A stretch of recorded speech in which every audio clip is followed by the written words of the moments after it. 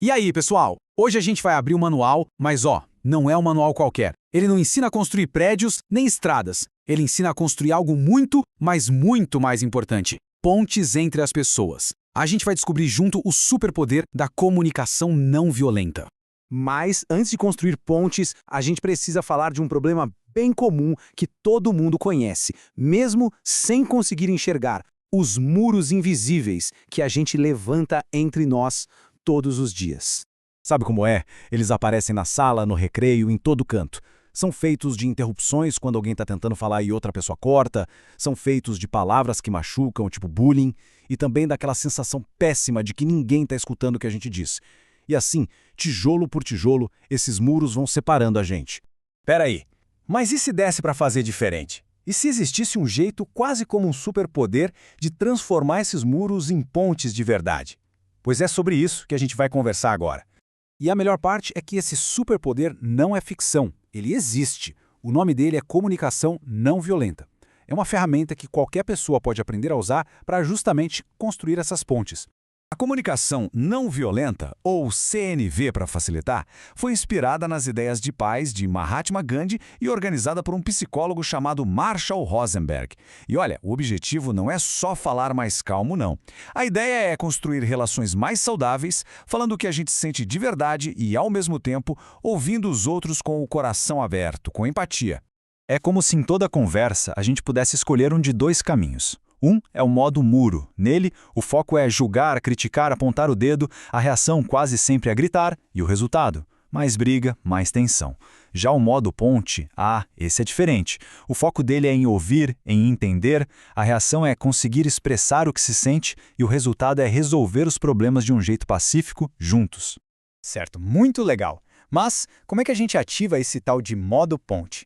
Para isso, a gente precisa das ferramentas certas. Então, bora abrir o nosso kit do construtor.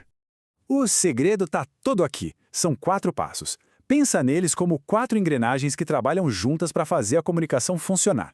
Os passos são observar, depois sentir, aí vem o necessitar e, por fim, pedir. Vamos dar uma olhada em cada um deles. O primeiro passo talvez seja o mais importante de todos: observar o que aconteceu de fato, mas sem colocar nenhum julgamento no meio. A regra de ouro é descrever a cena como se uma câmera de vídeo estivesse gravando, só os fatos. Em vez de construir um muro falando "você é um chato", a ponte seria dizer "notei que você falou ao mesmo tempo que eu durante a aula". Percebe a diferença? É um fato, não uma opinião. Ok, depois de observar o fato, o segundo passo é olhar para dentro da gente e identificar o que estamos sentindo. Será que é frustração, tristeza, alegria, confusão? Conseguir dar o nome certo para o sentimento ajuda a gente e a outra pessoa a entender de verdade o que aquela situação causou. Por exemplo, com isso eu me sinto frustrado.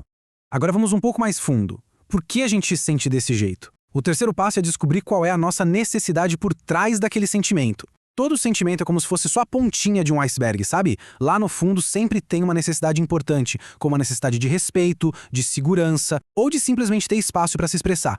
E aí, finalmente a última ferramenta do nosso kit. Depois de observar, sentir e entender nossa necessidade, a gente faz um pedido. Mas atenção, não é um pedido qualquer. Ele tem que ser claro e positivo. O modo muro exige, grita, cala a boca. Já o modo ponte convida. Ele diz: será que você poderia esperar a sua vez para falar? É um convite para cooperação. Agora vem a parte mais legal. Vamos ver como tudo isso se encaixa. Quando a gente junta esses 4 passos, eles viram uma espécie de fórmula mágica para a comunicação. Olha só a fórmula mágica funcionando na prática. A frase completa ficaria assim, ó. Primeira observação, o fato. Quando você fala por cima do colega, aí vem o sentimento, eu me sinto frustrado. Depois a necessidade por trás disso, porque eu preciso que todo mundo tenha espaço para se expressar. E, para fechar, o pedido claro e positivo. Você poderia, por favor, esperar sua vez para falar? É simples, é direto e, o mais importante, constrói em vez de destruir. E essa fórmula não serve só para resolver briguinha na escola, viu? É muito, muito mais que isso. É uma habilidade que a gente pode levar para a vida inteira, em todas as nossas relações. Com essa ferramenta, a gente começa a perceber que todo mundo tem sentimentos e necessidades, até os adultos. Um professor, por exemplo, às vezes precisa de atenção e colaboração da turma para conseguir ensinar. E entender isso muda completamente o jeito que a gente vê as coisas. E sabe o que é mais incrível? Esse superpoder também pode ser usado em grupo.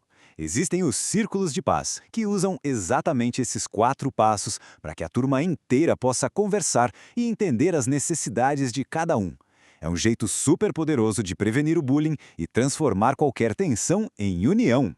No fim das contas, aprender a construir pontes desenvolve a nossa autoconsciência, a nossa empatia, a nossa inteligência emocional. É uma preparação de verdade para os desafios da vida, ajudando a gente a agir de um jeito mais construtivo e pacífico, da escola para o mundo. E assim, a gente chega na pergunta final. Cada conversa, cada interação é uma nova oportunidade. Uma chance de construir um muro ou de construir uma ponte. Praticar a comunicação não violenta transforma o que seria um conflito numa chance de aprender e crescer. Então, fica a reflexão. Qual ponte vai ser construída hoje?